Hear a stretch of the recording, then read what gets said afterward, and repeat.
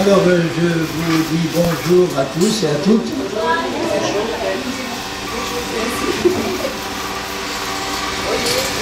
Nous allons bientôt partir, mais avant de partir, je voudrais vous dire combien encore on a été content de passer ce moment avec vous tous. J'espère que le Seigneur nous permettra de revenir, parce que en général, quand il y a un premier contact comme ça, il y a une suite qui vient après. Et on se laissera conduire par le Seigneur. Comme ça, on pourra prier les uns pour les autres. Maintenant qu'on se connaît, on pourra prier comme le Saint-Esprit nous le montre. Alors, ce matin, je voulais vous parler d'un certain sujet, mais le Seigneur m'a encore demandé de vous parler de la foi. On va commencer par là. Parce qu'il y a des choses qu'il faut qu'on sache, puisque tout ce qu'on reçoit du Seigneur, il nous demande de le prendre par la foi. Alors, je vais faire une petite révision dans la parole de Dieu, ce qui nous dit qu'est-ce que c'est vraiment que la foi et qu'on soit sûr qu'on l'est. Parce qu'il y a beaucoup de chrétiens qui croient avoir la foi et qui n'ont pas. La foi, d'ailleurs, elle se mesure uniquement au résultat. Si on a la foi, ça produit la chose à laquelle on croit. C'est important de savoir que tout ce qu'on croit, ça se réalise. Le bon ou le mauvais. Et il vaut mieux croire aux bonnes choses pour qu'elles se réalisent, c'est-à-dire croire à la parole de Dieu plutôt que de croire à des mensonges ou à la parole de Satan. Si vous regardez dans l'Épître aux Hébreux au chapitre 11, là il nous est donné une définition de la foi, mais il faut bien comprendre cette définition. Hébreux 11, 1, il dit la foi c'est une ferme assurance des choses qu'on espère, une démonstration de celles qu'on ne voit pas. Ça veut dire il y a des choses qu'on ne voit pas mais qui nous sont annoncées par quelqu'un. Là il parle de la foi en Dieu, de la foi dans la parole de Dieu. Mais c'est la même chose pour n'importe quelle personne qui nous parle. Si quelqu'un nous parle qui n'est pas Dieu, quelqu'un nous parle et qu'on croit en ce qu'il dit, on va garder dans notre cœur ces paroles, mais quelquefois, quand Satan nous parle, il y en a qui le croient aussi, parce qu'il est très fort pour faire des mensonges qui ont une belle apparence, qui ressemblent à des paroles de Dieu, et si on croit à ces mensonges-là, c'est ça qui va arriver aussi. Je donne souvent l'exemple de quelqu'un qui ne croit pas en Dieu, qui est athée. Un athée, il croit qu'il n'y a pas de Dieu. Et un athée peut vous dire, moi je suis tout à fait certain qu'il n'y a pas de Dieu. J'ai une totale certitude que Dieu n'existe pas. J'ai une totale certitude qu'après la mort, il n'y a rien. C'est le trou. Alors il est en train de dire qu'il a une totale certitude dans des choses qu'il ne voit pas, mais qui ne sont pas les bonnes. Il a une totale certitude qu'il n'y a pas de Dieu, et nous on sait qu'il y en a un. Donc, pourquoi il a cette totale certitude? Parce qu'au lieu d'écouter la parole de Dieu, il écoute les mensonges du diable. Et le résultat, c'est que dans ses paroles, dans ses actions, il est contrôlé par ce qu'il croit. Nous, dans notre vie, à nous tous, on est toujours contrôlé par ce qu'on croit. C'est pour ça qu'il faut faire attention à ce qu'on entend, aux enseignements qu'on entend. Quand Paul dit dans Romains 10 que la foi vient de ce qu'on entend, ben, ça dépend de qui parle et qui on va entendre. Là, il dit la foi vient de ce qu'on entend, mais c'est sous-entendu, la foi en Dieu vient de ce qu'on entend de la part de Dieu. Si on entend quelqu'un d'autre parler et qu'on croit, si on entend les paroles de Satan, eh bien, on va croire à ce qu'il nous dit, et la foi en Satan vient de ce qu'on entend de lui. Et ça va produire, évidemment, les mauvais résultats qu'on a crus. Il y a une autre chose. Alors là, si je continue à lire le chapitre 11, au verset 2, il dit « Pour avoir possédé la foi, les anciens ont obtenu un témoignage favorable. C'est toujours sous-entendu, mais ça veut dire que pour avoir possédé la foi en Dieu, les anciens ont obtenu un témoignage favorable de Dieu. Dieu s'est arrangé pour leur faire comprendre qu'il était content d'eux, qu'il était satisfait, parce qu'ils avaient entendu sa parole et ils avaient cru. Et un peu plus bas, il dit,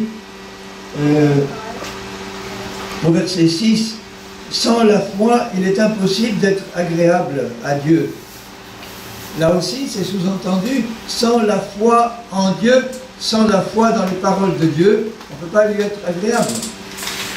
Car il faut que celui qui s'approche de Dieu croit que Dieu existe et croit qu'il est le rémunérateur de ceux qui le cherchent. Ça veut dire qu'on croit que Dieu existe et on croit que Dieu donne à ceux qui le cherchent ce qu'il a promis, lui. Vous comprenez? Alors ensuite, il faut savoir que tout ce qu'on croit, c'est dans le cœur que ça se place, c'est pas dans la tête. C'est pour ça qu'il y a beaucoup de chrétiens qui pensent qu'une fois qu'ils ont compris une doctrine de Dieu, eh bien, ils ont cru. C'est pas vrai. Une fois qu'on a compris, on n'a pas encore cru. On a simplement compris. Et quand on croit que c'est vrai, si on a compris, dès qu'on croit, ça rentre dans le cœur, ça descend tout seul dans le cœur. Le cœur, c'est l'endroit qui croit. La tête, c'est l'endroit qui comprend. Et il ne suffit pas de comprendre. Il y en a qui disent, bon, moi j'ai compris que Jésus a porté mes maladies sur la croix. J'ai très bien compris. Mais ça ne suffit pas pour croire.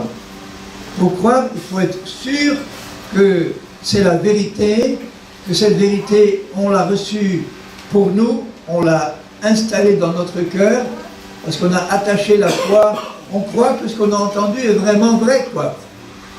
Et dès que tu as cru, tu ne vas pas parler de la même manière, tu ne vas pas agir de la même manière. La foi, quand on l'a dans le cœur, ça nous pousse à parler et à agir, normalement.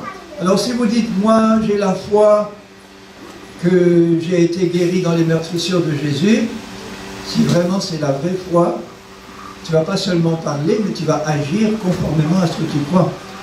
La foi, c'est toujours une action conforme à ce qu'on croit. Regardez dans le chapitre 11, toujours là, au verset 7. C'est par la foi que Noé, divinement averti des choses qu'on ne voyait pas encore, et saisi d'une crainte respectueuse, construisit une arche. La foi, c'est toujours faire quelque chose qui est conforme à ce qu'on a entendu et cru. Il y a une action qui suit. Noé n'a pas dit simplement, bon, je crois qu'il va y avoir un déluge parce que Dieu me l'a dit, mais il a mis sa foi en action, il a fait quelque chose, il a construit une arche. C'est tout.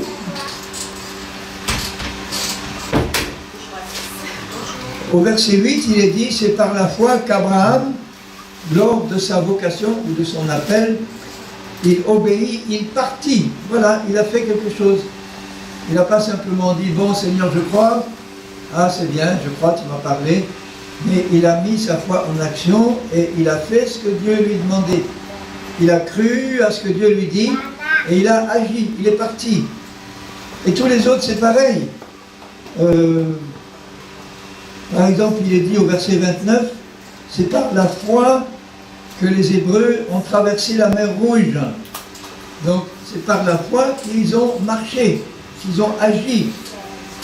Un peu plus bas, il dit au verset 32, que dirais-je encore, le temps me manque pour parler de Gédéon, de Barak, de Samson, de Jephthé, de David, de Samuel, des prophètes, qui par la foi.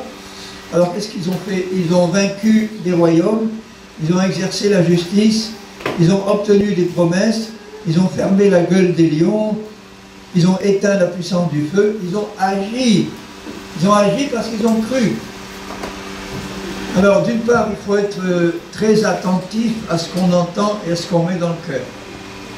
Il faut vraiment faire attention parce que beaucoup de chrétiens, ils agissent et ils parlent en fonction des mensonges qu'ils ont laissé rentrer dans leur cœur, des traditions d'hommes, ou des fausses doctrines, ou des doctrines de démons, qui sont bien ficelées, bien présentées, et si on ne veille pas pour étudier nous-mêmes la vérité là, on va laisser rentrer dans notre cœur des doctrines, des paroles qui ne sont pas les paroles de Dieu, et qui vont toujours produire des mauvais résultats.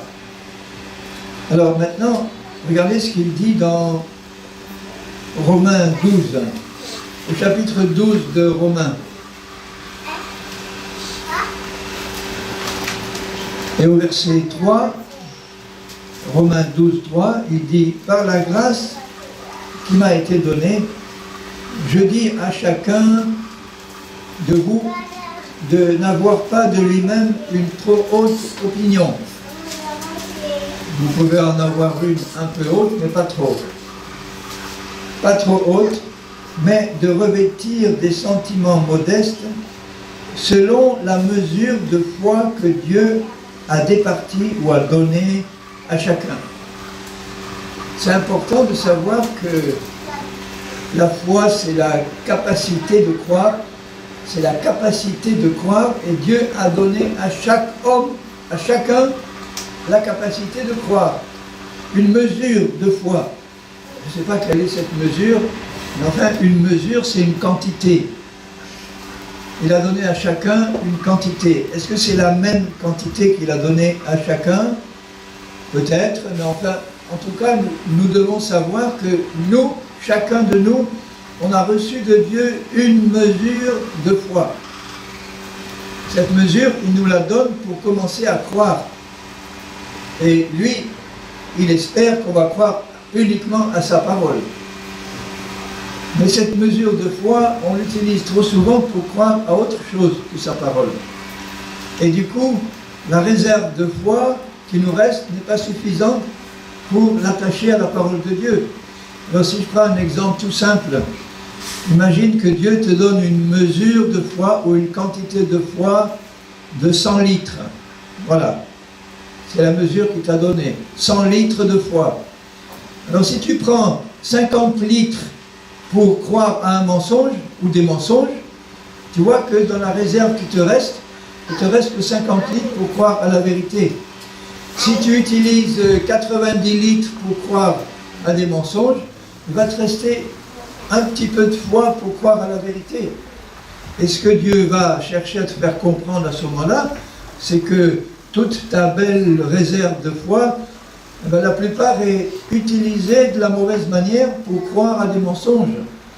Donc ce qu'il va chercher à faire, c'est te présenter la vérité, te montrer que cette vérité vient de lui, et puis il attend que, en écoutant la vérité, tu dises « Ah bon, jusque-là j'ai utilisé ma foi pour croire à des mensonges, maintenant je le comprends parce que la vérité m'est présentée. » Donc dès que la vérité t'est présentée, tu détaches ta foi des mensonges et tu peux maintenant avoir suffisamment de foi pour croire à ce que Dieu te montre maintenant. Et il y a des chrétiens qui, quand la vérité leur est présentée, au moins au début, ils refusent de l'accepter parce que déjà, ils ont attaché la foi à quelque chose d'autre. Et Dieu revient, et ceux qui annoncent sa parole doivent revenir souvent. Pierre, il le dit, Paul, il le dit, je ne me lasse pas de répéter les mêmes choses parce que c'est salutaire pour vous. Vous finirez par comprendre que ce que vous croyez ou ce que vous avez cru jusque-là, c'est pas bon et qu'il faut lâcher ça pour consacrer toute votre réserve pour croire à la vérité. Maintenant, il dit aussi que la foi fait partie du fruit de l'esprit. Si vous regardez dans Galates 5, au verset 22. Galates 5, verset 22. Le fruit, c'est quelque chose qui commence tout petit. Hein, quand une fleur est ensemencée, donc ça veut dire que mon cœur c'est un peu comme une fleur et il faut que je reçoive dans ce cœur la semence de Dieu. Ça va faire fructifier la fleur et le petit fruit, Un fruit, normalement, il commence tout petit. Et après, il grossit. Il reste vert, il grossit, et après, il arrive à maturité. Bien là, il parle du fruit de l'Esprit. L'Esprit de Dieu, il déverse sa parole dans nos cœurs. Il ensemence notre cœur avec la parole. Et il y a un fruit qui est conçu là. Et ce fruit, il faut faire attention, il faut le laisser. Il ne faut pas qu'il se perde, il ne faut pas qu'il se dessèche, il ne faut pas qu'il tombe avant d'être mûr, il ne faut pas qu'il se perde, il ne faut pas qu'il pourrisse, il ne faut pas qu'il y ait des bêtes qui rentrent dedans. Mais normalement, si le fruit grandit normalement, il va grossir, il va s'élargir. Donc la mesure qui est contenue dans le fruit, elle va aussi s'élargir. Et dans cette mesure, il dit le fruit de l'esprit, c'est l'amour, la joie, la paix, la patience, la bonté, la bienveillance. Et dans ma version, il est marqué la fidélité. Je ne sais pas qu'est-ce que vous avez dans votre version. La fidélité, en grec, c'est le mot pistis, c'est le même mot que foi, qui est traduit par foi ailleurs. Est-ce que ça peut se comprendre? La vraie foi pour Dieu, c'est la fidélité à la parole de Dieu. Si je reste fidèle à la parole de Dieu, je crois en sa parole. Et donc, cette fidélité-là, la douceur, la maîtrise de soi, ce fruit-là, il grandit en moi. Et à mesure qu'il grandit, ça élargit mes limites. Et Dieu peut déverser davantage, puisque toutes ces choses-là, l'amour, la joie, la paix, la foi, c'est des caractéristiques qui viennent de Dieu, qui sont sa nature à lui. Il dit, Paul, que dans une des épîtres, que le Saint-Esprit a déjà déversé dans nos cœurs l'amour de Dieu. Il n'y a pas que l'amour qu'il a déversé, il y a tout le reste là, y compris la foi. Dans notre esprit, il a déjà déversé ces choses. Et à mesure que dans mon cœur, dans mon âme, je laisse ces choses descendre d'en haut pour remplir mon cœur des bonnes choses qui viennent d'en haut, à ce moment-là, la foi de Dieu remplit davantage mon cœur. Alléluia.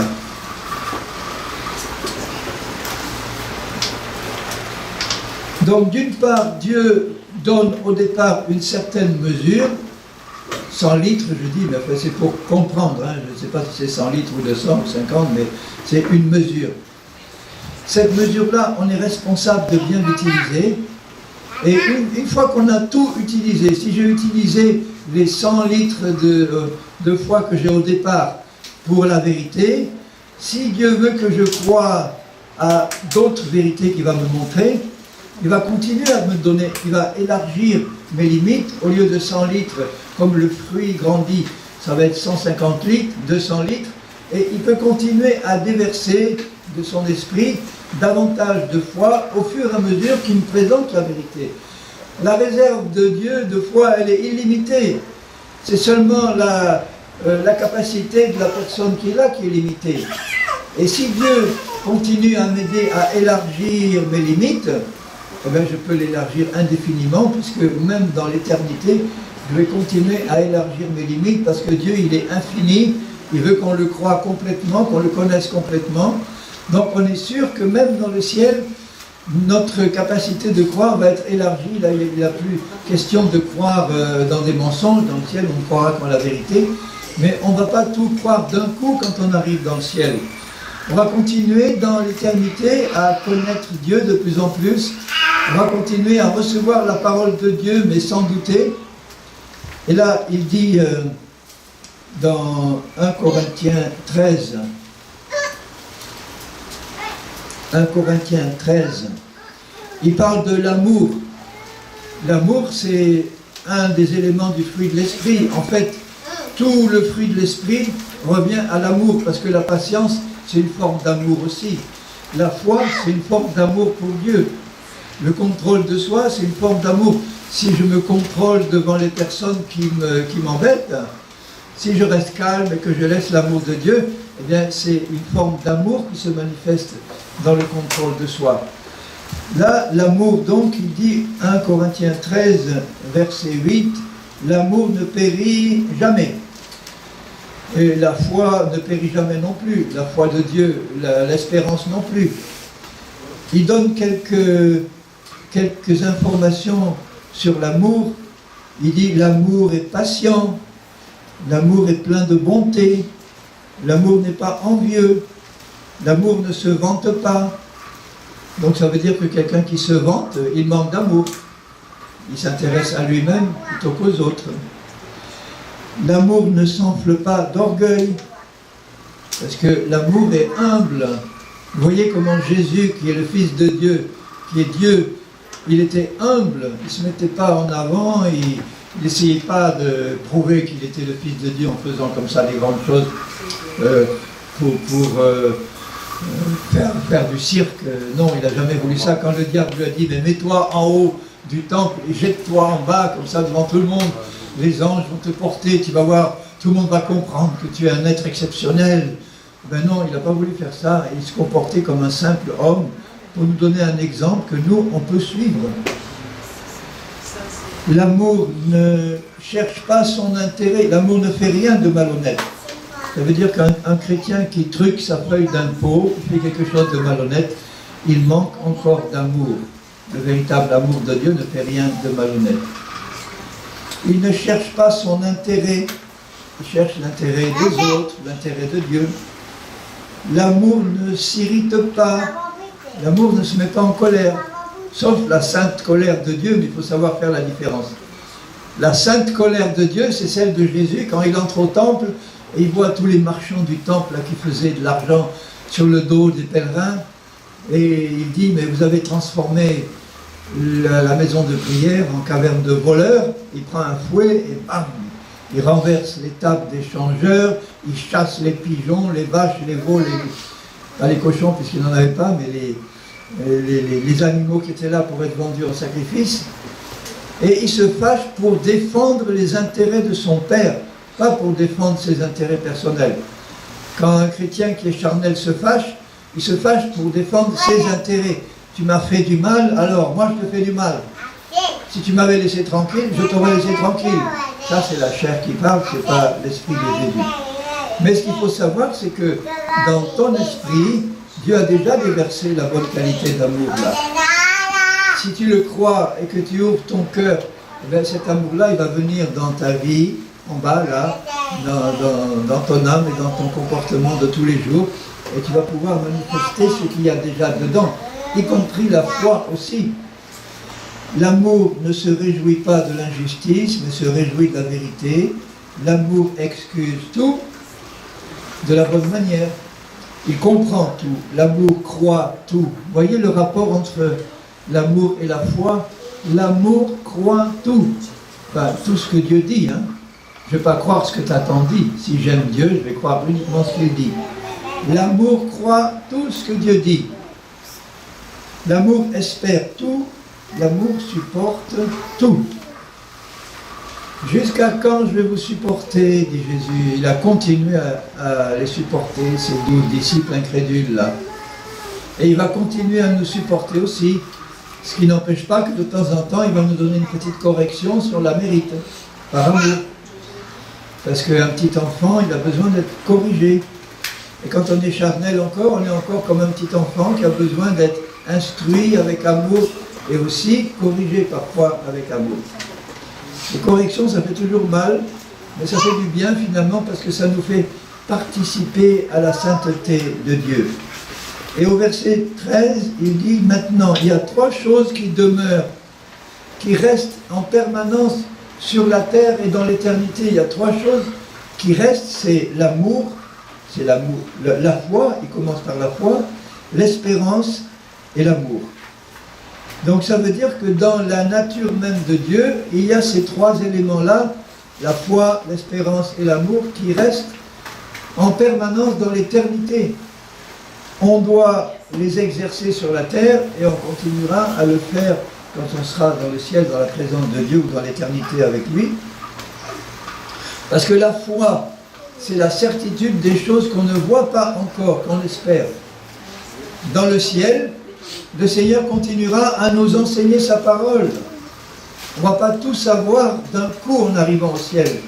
Il va continuer à se révéler lui-même tel qu'il est. Et comme on dit dans un autre épître, qui nous révélera la hauteur, la profondeur, la largeur, la longueur de l'amour de Dieu, qui est infini.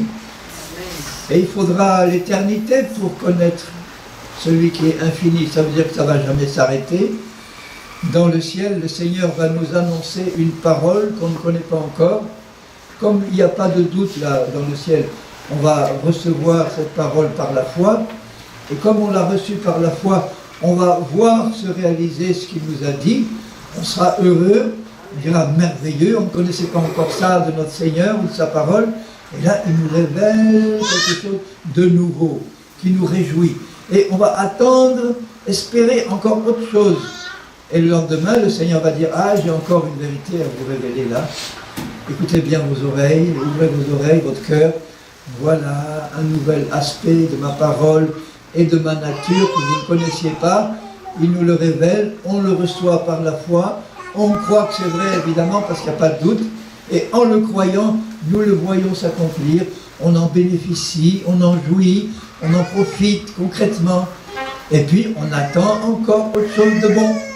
C'est toujours comme ça qu'on doit faire avec notre Dieu, même maintenant sur la terre. Il y a plein de choses, je disais hier soir, qu'il y a plein de choses dans notre héritage dont on n'a pas encore profité. Et comment en profiter? Il faut découvrir dans la parole de Dieu tout ce qu'il y a dans notre héritage en Jésus-Christ. Il faut bien l'écouter, le comprendre par le Saint-Esprit. Et dès qu'on a compris, le croire que c'est vrai, ça descend dans le cœur. Et puisqu'on l'a cru, eh bien, on va le voir s'accomplir. Et là, nos besoins sont de plus en plus satisfaits quand nous comprenons la parole, quand nous croyons en ce qui est écrit. Eh bien, quand nous croyons en ce qui est écrit, on remplit notre cœur de la vérité. Jésus dit que le cœur, c'est là qu'on met notre trésor. Malheureusement, il y a des chrétiens qui mettent un mauvais trésor, parce que Jésus parle d'un mauvais trésor et d'un bon trésor. Il dit c'est de l'abondance du cœur que la bouche parle. Si tu remplis ton cœur des paroles de Satan et des doutes, eh bien c'est ça qui va sortir par ta bouche. Alors je vais t'entendre dire « Oh, je suis un pauvre petit chrétien minable. Oh, je ne sais pas si Dieu a un plan pour moi sur cette terre ou dans l'église. Oh, moi, je suis faible. Moi, je ne sais pas si Jésus arrivera à faire quelque chose de moi. Il n'y a aucun ministère pour moi. Je suis bon à rien ou à peu de choses. » Il y a des chrétiens qui parlent comme ça. Pourquoi? Parce que dans leur cœur, ils ont laissé descendre ces mensonges-là et ils croient. Et c'est ce qui arrive dans leur vie. Ils restent dans leur coin ou ils restent à tourner dans leur désert, dans leur coin, en disant « Ah, que tu reviennes vite, Seigneur, pour me sortir de là et m'amener au ciel. Mais tant que je serai sur cette terre, il n'y a rien de bon à sortir. » Est-ce que vous croyez que Dieu peut faire des grandes choses avec ce chrétien-là? Non, il ne peut pas. Alors qu'il a prévu qu'on soit des rois, des sacrificateurs, des hommes et des femmes remplis du Saint-Esprit. Il a même dit, celui qui croit en moi, il fera les mêmes œuvres que moi, et même de plus grandes. Il y a un frère qui me disait, ah, de plus grandes, qu'est-ce que c'est les plus grandes? Je n'arrive pas à imaginer qu'on puisse faire des plus grandes. Moi je lui dis, ben, commençons d'abord par faire les mêmes que lui. Et quand on aura fait les mêmes que lui, il va nous montrer quelles sont les plus grandes. Intéresse-toi d'abord aux mêmes œuvres que celles de Jésus. Qu'est-ce qu'il a fait Jésus comme œuvre? Eh bien, il a guéri les malades, il a chassé les démons, il a fait du bien à tous ceux qui étaient malheureux, aux prostituées, aux gens de mauvaise vie, à ceux qui avaient des besoins, des malheurs. Il les consolait, il leur faisait du bien, il les guérissait. Il guérissait les cœurs brisés, les corps malades. Voilà l'amour de Jésus. Et il dit maintenant, si tu es mon disciple, je t'appelle à faire la même chose, donc à être rempli de foi et d'amour pour que je puisse t'utiliser pour faire les mêmes choses que moi. Mais comment il va y arriver? En nous disant la vérité, il dit voilà, si tu crois en moi, tu vas faire des grandes choses, les mêmes. Tu es fidèle d'abord dans les petites, dans les moyennes et les grandes. Et tu vas grandir dans la réalisation de ce que Dieu a prévu pour toi. Sois fidèle dans les petites, il va t'en donner des moyennes, il va t'en donner des grandes, parce que c'est ça le but de Dieu. Il veut faire de grandes choses avec nous, non pas pour que on soit regardé comme des hommes et des femmes spéciaux, vraiment, non, simplement pour glorifier Dieu et accomplir sa parole. Puisque lui l'a dit, c'est qu'il est fidèle à sa parole. Si je crois en lui, je vais faire les mêmes œuvres que moi, dit Jésus. Tu vas faire les mêmes œuvres que moi, dit Jésus. Il faut commencer là où ça se présente devant toi.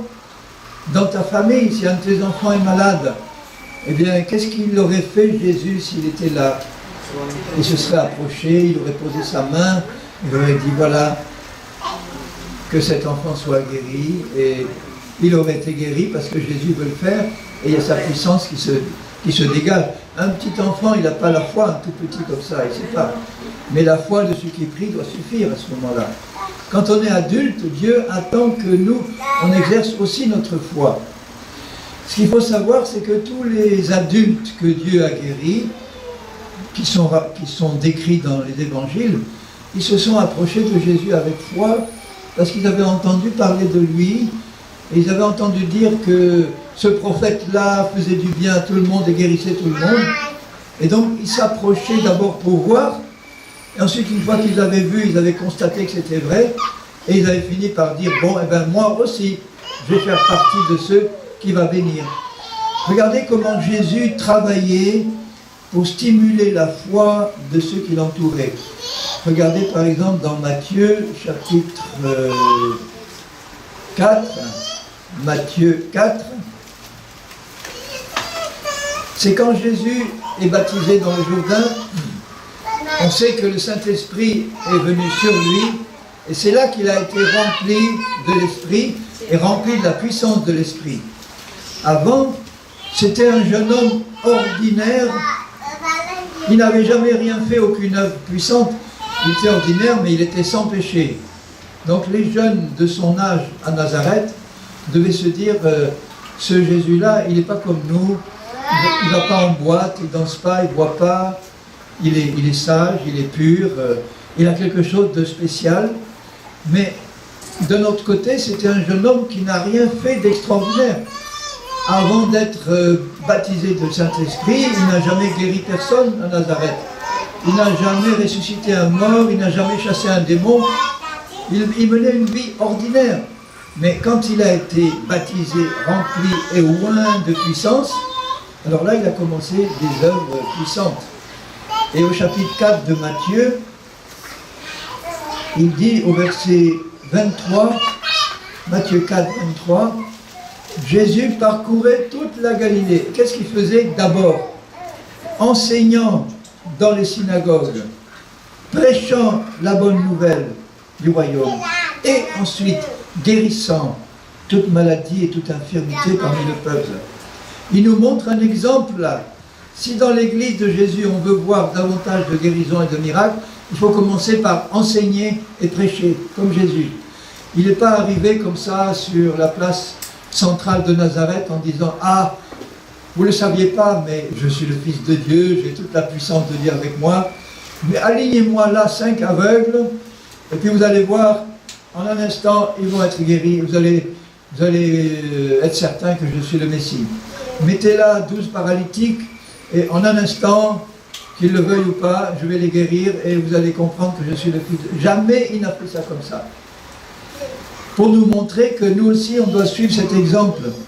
Il commençait par enseigner, parce qu'il savait que la foi vient de ce qu'on entend. Il enseignait la vérité, et il attendait que les gens qui l'écoutent croient. Et ensuite, il prêchait. Quelle est la différence entre enseigner et prêcher? Enseigner, c'est expliquer, comme je le fais là.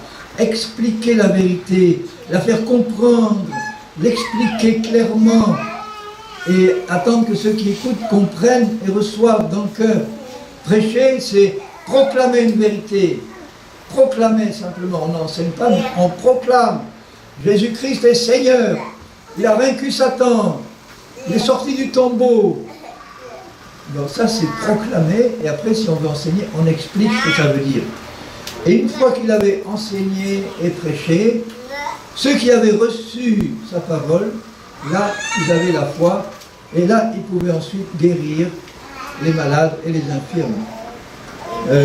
si vous regardez au chapitre 10 de Matthieu, toujours un peu plus loin, non, 9, chapitre 9, verset 35. Matthieu 9, 35. Jésus parcourait toutes les villes et les villages. Et qu'est-ce qu'il faisait? Enseignant dans les synagogues, toujours pareil, prêchant la bonne nouvelle du royaume, et ensuite guérissant toute maladie et toute infirmité, mais après qu'il ait eu enseigné et prêché. Ce qui fait que s'il n'y a pas dans l'église de Jésus plus de miracles et de guérisons, c'est qu'on n'enseigne pas et on ne prêche pas la vérité. Ou on enseigne des fausses doctrines. On dit Dieu veut que tu sois malade, ou le temps des miracles est passé, ou Dieu veut t'apprendre quelque chose par cette maladie, il veut t'envoyer à l'hôpital pour que tu ailles témoigner aux médecins et aux infirmières. Mais moi, je peux aller très bien visiter un hôpital en bonne santé et aller prêcher aux médecins et aux infirmières, si c'est possible. Je n'ai pas besoin d'être malade pour aller là-bas témoigner. Hein. Je vais repérer où habite le médecin, je vais aller lui témoigner chez lui, et je n'ai pas besoin que Satan me rende malade pour aller témoigner dans un hôpital. Mais c'est sûr que si un chrétien y va, il peut témoigner. Mais Dieu ne va pas le rendre malade pour aller témoigner dans un hôpital. Donc, il prêchait la vérité pour stimuler la foi dans la vérité. Et vous voyez ce qu'il disait, regardez ce qu'il disait quand il a commencé à prêcher à Nazareth dans Luc au chapitre 4. Il commence par sa ville, Nazareth, parce qu'il savait là que les gens de sa ville le connaissaient depuis longtemps. Il était là arrivé, il était petit enfant, il avait peut-être 1 ou 2 ans, et il était resté jusqu'à 30 ans. Et pendant 28 ans, tout le monde le connaissait, c'était le charpentier, le fils du charpentier, celui qui faisait des tables, des chaises, des charpentes. C'était un bon charpentier, sûrement. Il était sûrement très gentil avec ses clients, très honnête. Mais les gens le considéraient comme un homme ordinaire, un peu spécial, mais ordinaire. Un charpentier, quoi. Et là, quand il est rempli du Saint-Esprit, Luc 4, il revient au verset 14, revêtu de la puissance de l'Esprit, parce qu'il était baptisé de l'Esprit. Et si nous sommes baptisés de l'Esprit, nous aussi nous sommes revêtus de la puissance de l'Esprit. C'est le même Esprit que celui qui était sur Jésus, le même. Et si on ne le croit pas, évidemment, il ne va rien se passer. Revêtu de la puissance de l'Esprit, retourna en Galilée, et sa renommée se répandit dans tout le pays d'alentour. Il enseignait dans les synagogues, il était glorifié par tous. Alors il se rend à Nazareth, sa ville où il avait été élevé, et selon sa coutume, il entra dans la synagogue le jour du sabbat. Il se leva pour faire la lecture, on lui remit, sans doute comme d'habitude, le livre du prophète Ésaïe. L'ayant déroulé, il trouva l'endroit où il était écrit « L'Esprit du Seigneur est sur moi parce qu'il m'a oint ». Moins pourquoi? Pour annoncer une bonne nouvelle. Vous voyez, il commence par la prédication. Il m'a oint pour annoncer une bonne nouvelle en premier. Enseigner, prêcher. Aux pauvres. Les pauvres, ce sont ceux qui sont pauvres en esprit, qui ne sont pas orgueilleux, qui ne résistent pas, qui ne disent pas « moi, j'ai besoin de rien ». Non, les pauvres, ce sont ceux qui ont besoin, et ils ont besoin de recevoir quelque chose, et une bénédiction. Alors, il m'a envoyé pour guérir. Vous voyez, d'abord prêcher la bonne nouvelle et ensuite guérir. Toujours le même ordre. Guérir d'abord ceux qui ont le cœur brisé. Il commence par le cœur. Parce que quand on est esclave du péché et de Satan, on a le cœur brisé par tout ce qui se passe dans notre vie. Hein. Et il guérit les cœurs brisés en les baignant dans son amour. Il n'y a que l'amour pour guérir les cœurs brisés. L'amour de Jésus, bien sûr, pas l'amour des hommes. L'amour des hommes, il est égoïste. Je t'aime parce que tu me fais du bien. Alors continue à me faire du bien et moi je vais continuer à t'aimer. Ça, c'est l'amour des hommes. L'amour de Jésus, il nous aime comme on est, parce que lui, il a de l'amour dans son cœur. Il ne regarde pas qu'est-ce qu'on est, il nous aime, voilà. Et si on ouvre notre cœur, on reçoit son amour et on est guéri dans le cœur. Il m'a envoyé pour, alors ensuite, proclamer aux captifs la délivrance. On est tous captifs de Satan au départ. Et il nous dit, voilà, je suis venu te délivrer de l'esclavage du diable. aux aveugles, le recouvrement de la vue, c'est à la fois les aveugles physiques, les aveugles spirituels, et pour renvoyer libres les opprimés, dans Actes 10, 38, il est dit, Pierre qui parle à Corneille et à sa famille, il dit, vous savez comment l'Éternel, comment Dieu a oint de Saint-Esprit et de force Jésus de Nazareth qui allait de lieu en lieu, faisant du bien et délivrant tous ceux qui étaient sous l'oppression, sous l'esclavage de Satan. Alors quand il dit là, il a renvoyé libre les opprimés, tous ceux qui sont sous l'esclavage de Satan. Un malade, il est sous l'oppression de Satan. Quelqu'un qui est lié par des démons, d'alcool, de drogue, de sexe, il est lié, il est esclave, opprimé par Satan. Et Jésus est venu délivrer. Mais pour ça, il faut s'approcher de lui avec foi pour croire qu'il veut nous délivrer. Parce qu'à Nazareth, ils n'ont pas reçu son message à cause de leur incrédulité. Alors, pour publier une année de grâce du Seigneur, elle a commencé ce jour-là, et elle continue encore aujourd'hui. L'année de grâce, elle n'est pas finie, elle finira quand Jésus viendra chercher son épouse. Et alors, il ferme le livre, et il dit au verset 21, « Aujourd'hui, cette parole de l'Écriture que vous venez d'entendre est accomplie. » Et le verbe qui est utilisé en grec, c'est un verbe qui n'existe pas en français. On appelle ça le présent permanent. En français, quand on dit « je suis là », ça veut dire « je suis là en ce moment ». Mais en grec, si on emploie le présent permanent, ça veut dire que tant que tu utilises ce verbe, tu es là présent en permanent et ça n'arrête pas tant que tu n'es pas allé ailleurs. Donc ça veut dire que là, cette parole est accomplie ce jour-là, présent permanent, et elle continue de s'accomplir jusqu'à ce que Jésus revienne. Tant qu'il y a un présent pour nous, pour Dieu c'est maintenant, toujours, le jour du salut, eh bien tout ça c'est accompli, et c'est pour nous maintenant, aujourd'hui, si nous croyons. Vous voyez, la suite montre que les gens qui entendent ça, ils étaient étonnés, ils ont dit, mais qu'est-ce qui lui prend au fil du charpentier là? Mais alors, il devient fou, quoi. Qu'est-ce qui lui prend? Et il ne reçoit pas sa parole, et même à la fin, au verset 28, il dit, ils furent tous remplis de colère parce que Jésus leur reproche leur incrédulité. Il leur dit, vous savez, du temps de Élie, il y avait plein de veuves en Israël. Eh bien, c'est une veuve du pays de Sidon qui a reçu le prophète Élie. Parce que les veuves d'Israël, elles n'étaient pas dans la foi. Du temps d'Élisée, il y avait plein de lépreux en Israël. Et c'est un Syrien, un étranger, qui est venu voir le prophète Élisée pour recevoir la guérison. Mais pourquoi les lépreux qui étaient là en Israël ne l'ont pas fait? Parce qu'ils ne croyaient pas au prophète, parce qu'ils ne croyaient pas en l'Éternel, et pourtant c'était le peuple de Dieu, et ils n'ont rien pu recevoir, alors que Élisée était prêt à les guérir tous, s'ils étaient venus au nom de l'Éternel. Ils étaient venus chercher comme Naaman le Syrien leur guérison. Alors quand ils entendent ça, ils se disent, qu'est-ce qu'il veut nous dire par là? Que nous, les Juifs, nous, on n'a pas la foi. Quelle offense il nous dit là, ce jeune charpentier. Et alors ils se mettent en colère et ils veulent le tuer. Ils veulent le précipiter de la falaise. Alors c'est pour ça que si vous regardez maintenant dans l'évangile de Marc, au chapitre 6, Marc 6, verset 2, il va à Nazareth, quand le sabbat fut venu, il se mit à enseigner dans la synagogue.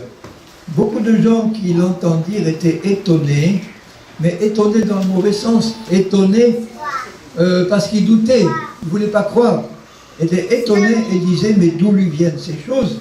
Quelle est cette sagesse qui lui a été donnée? Comment de tels miracles se font-ils par ses mains? Ce n'était pas une question pour essayer d'avoir un miracle même, c'était des doutes. Mais comment c'est possible ça?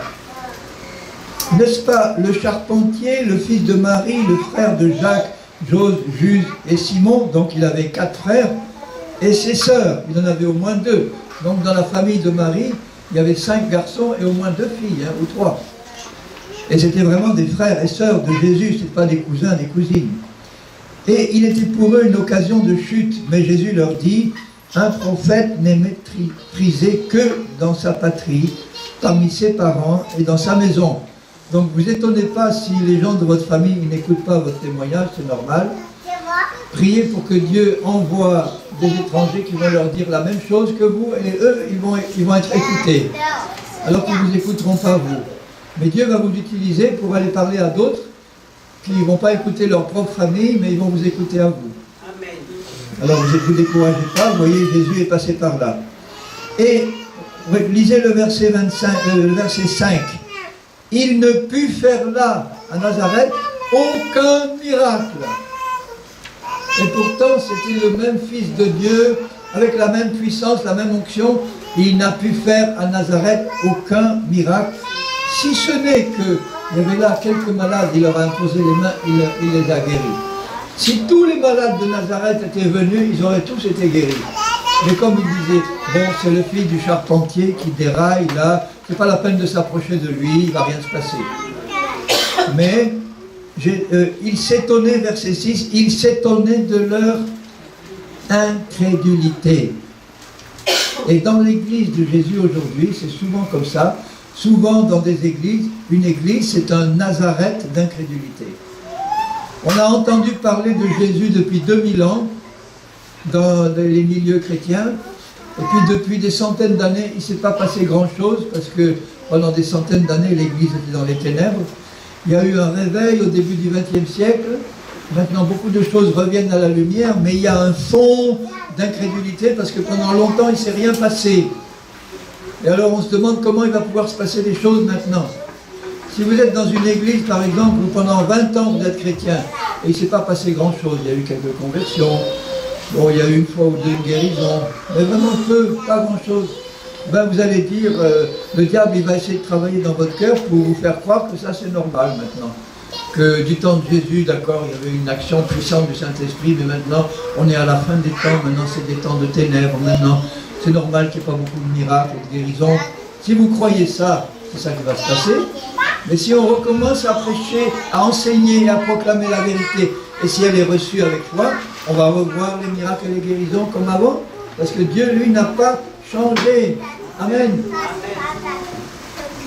Il m'a donné le pouvoir, par exemple, de guérir les malades. Mais si je le dis, comme il l'a dit, lui, à Nazareth, voilà, l'Esprit de Dieu est sur moi pour guérir ceux qui ont le cœur brisé, délivrer les captifs, etc. Mais à Nazareth, personne ne l'a cru, il n'y a eu aucun miracle, et il avait la même puissance. Moi, si je vous dis que Dieu m'a donné le pouvoir de guérir les malades, et que vous me regardez en disant, bon, là, lui, le métropolitain, qu'est-ce qu'il lui prend il se glorifie, il n'y a rien qui va se passer, et bien il ne se passera rien, tout simplement. Il s'étonnait de leur incrédulité. Maintenant, l'avantage que j'ai ici, c'est que je peux vous dire peut-être la même chose que d'autres pasteurs ont pu vous dire en Martinique, mais comme moi je viens de l'extérieur, il y en a, je sais qu'ils vont m'écouter mieux, parce que, comme dit Jésus, personne n'est prophète dans son pays. Si un pasteur ou quelqu'un, un prêcheur, un prédicateur martiniquais vous dit la même chose, certains vont dire, bon, ils ne vont pas l'écouter, alors que quelqu'un vient de l'extérieur, ils vont l'écouter et c'est le même message qu'ils vont donner. Ben, parce que on est comme ça et il faut apprendre à ne plus être comme ça. Simplement être sensible à la vérité, quelle que soit la personne qui dit. Que ce soit un Martiniquais, un Américain, un métropolitain ou autre, est-ce que c'est vrai ou pas? Si c'est vrai, je prends. Et là, c'est bon. Il s'étonnait de leur incrédulité, et à la fin du verset 6, regardez ce qu'il dit. Jésus parcourait les villages d'alentour en enseignant. Parce qu'il savait que la seule manière d'éliminer l'incrédulité, c'est d'enseigner, et d'enseigner, et d'enseigner, et d'enseigner. Jusqu'à ce que finalement, les oreilles et les cœurs s'ouvrent, on reçoit la vérité, et là, les miracles commencent à se faire. Donc vous voyez que la foi, puisque là on est dans Marc 6, regardez juste à côté dans Marc 5, un exemple de foi. Dans Marc 5, au verset 22, Jésus arrive là au bord du lac, et il y a un des chefs de la synagogue nommé Jairus, qui, l'ayant aperçu, se jeta à ses pieds, lui adressa cette instante prière. Ma petite fille est à l'extrémité. Viens, impose-lui les mains, afin qu'elle soit sauvée et qu'elle vive. Jésus alla tout de suite avec lui. Il ne discute pas, il y a un besoin, il y va. Et une grande foule le suivait et le pressait. Or, il y avait une femme atteinte d'une perte de sang depuis 12 ans. Elle avait peut-être des hémorroïdes ou des pertes, enfin bon, depuis 12 ans elle perdait du sang. Et pour un juif, c'est de l'impureté ça. Un juif qui perdait du sang ne pouvait pas toucher quelqu'un d'autre. Il avait l'interdiction. Elle avait beaucoup souffert entre les mains de plusieurs médecins. Elle n'avait dépensé tout ce qu'elle possédait. Elle n'avait éprouvé aucun soulagement, mais était allée plutôt en empirant. Malheureusement, ça existe encore aujourd'hui, ça. Ayant entendu parler de Jésus, vous voyez comment la foi commence à venir en elle. Elle entend parler de Jésus et elle commence à croire que c'est pour elle. Ayant entendu parler de Jésus, elle vint dans la foule par derrière et toucha son vêtement, car elle disait, vous voyez que l'abondance du cœur fait parler. Qu'est-ce qu'elle disait? Elle disait ce qu'il y avait dans son cœur. Qu'est-ce qu'elle disait? Elle disait aux autres, elle disait à elle-même, si je peux seulement toucher son vêtement, ou le bord de son vêtement, toucher ses vêtements, je serai guérie. Elle ne dit pas, je serai peut-être guérie, je vais essayer. Elle disait, si je peux seulement toucher son vêtement, je serai guérie. Alors qu'est-ce qu'elle fait? Elle s'approche, elle écarte la foule, elle doit être faible, elle écarte, et à un moment donné, elle touche le bord du vêtement, et elle est guérie. Au même instant, la perte de sang s'arrêta, et elle sentit dans son corps qu'elle était guérie de son mal. Elle l'a senti parce qu'elle a cru d'abord que si elle touchait le bord, elle serait guérie.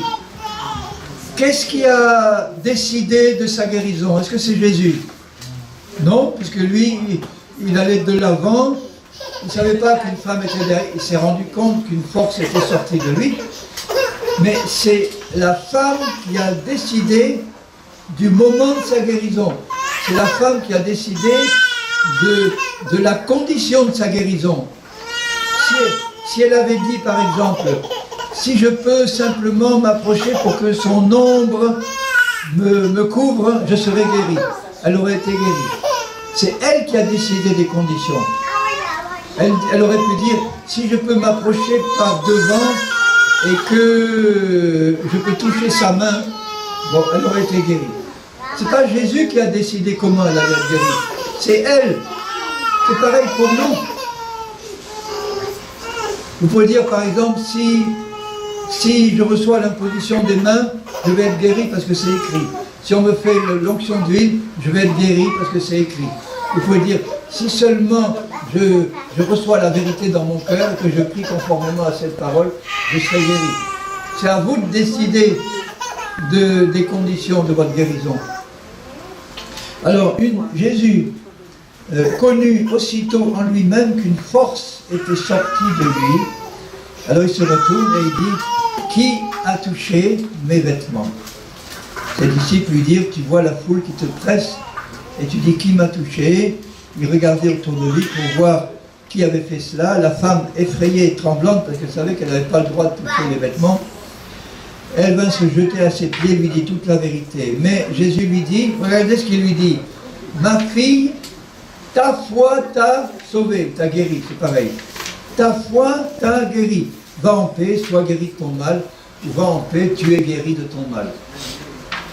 Alors, Jésus ne dit pas, c'est ma puissance qui t'a guéri. Parce qu'en fait, c'est la puissance de Jésus qui l'a guéri. Mais vous voyez que la puissance de Jésus a été déclenchée par la foi de cette femme-là.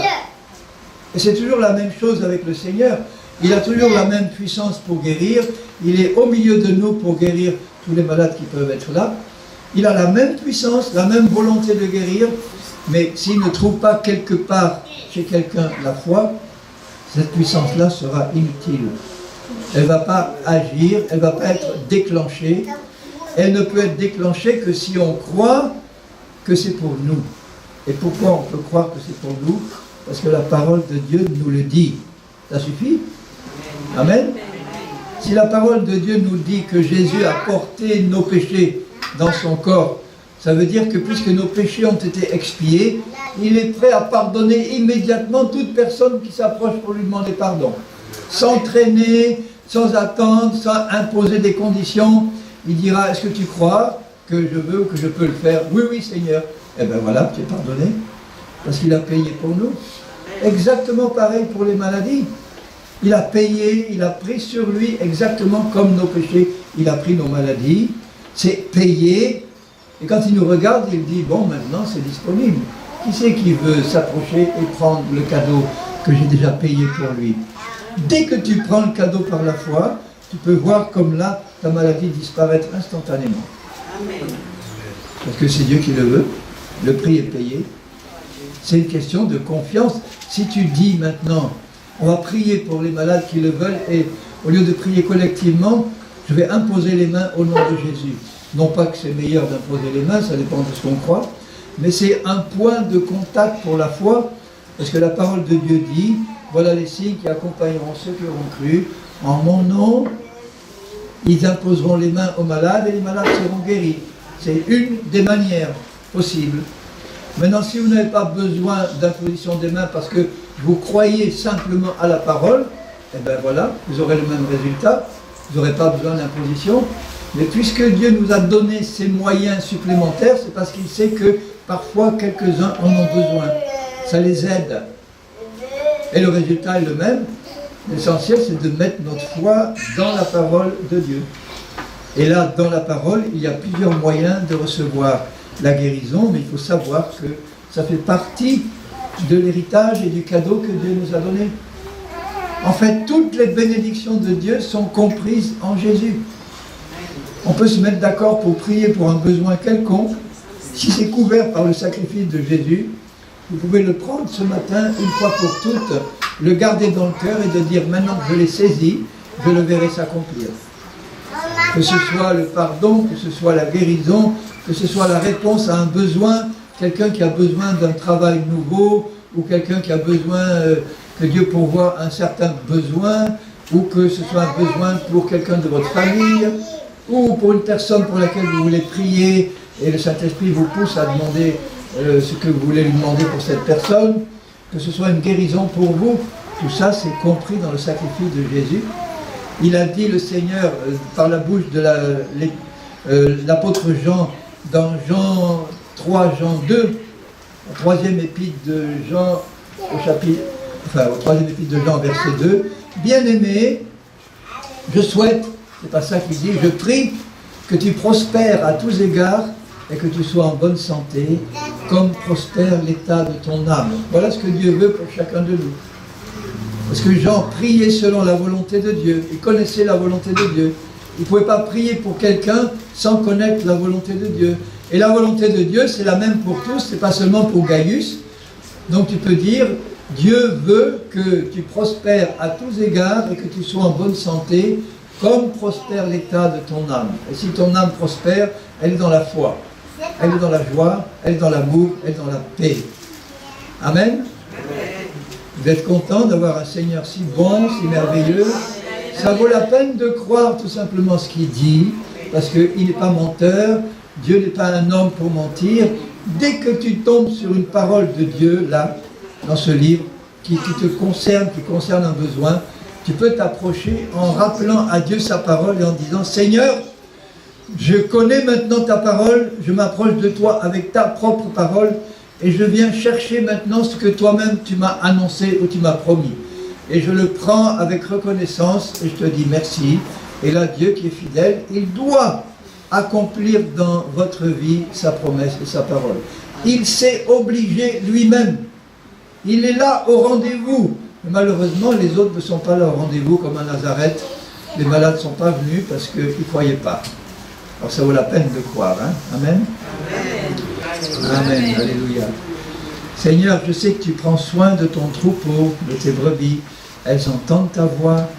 Tu es en train de toi-même nous sanctifier, nous purifier, nous rendre absolument parfaits dans l'esprit, l'âme et le corps, comme le dit ta parole. Et que c'est toi qui le feras dans la vie de ceux qui croient et de ceux qui le veulent. Et nous le voulons et nous le croyons, Seigneur. Alors nous te bénissons pour le plan merveilleux de salut que tu as prévu pour nous et nous attendons ton retour en persévérant dans la foi au nom de Jésus. Amen. Amen, amen. Alléluia. Loué soit Dieu. Amen.